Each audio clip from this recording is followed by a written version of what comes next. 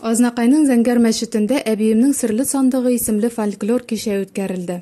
Менә без бүген җыелдык монда әлиф бәйрәменә, әлхәмдүлиллаһ, хәрефләрне өйрәндек.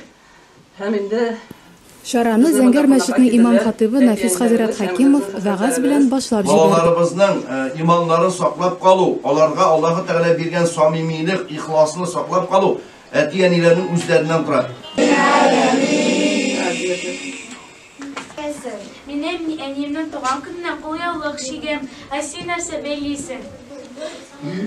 Бу әбиемнең Коръәне, анда Аллаһ Тәгалә бу дөньяда да теге ахирәттә дә дөрес юлны. Балалар мөселманнарның изге китабы Коръәннең урыны һәм әһәмияте турында сөйләп, диспут тарту, тәһарәт алу, намаз уку тәртипләрен дә тәфсилләп аңлатып, гамәлдә күрсәттеләр.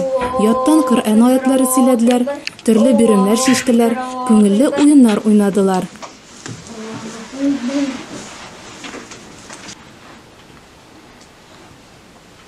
Кемнең бик күп дуслары? Бу минем дусларым. Ә кем кечкенәләргә суга кирәксә бәреп егар, бу кем?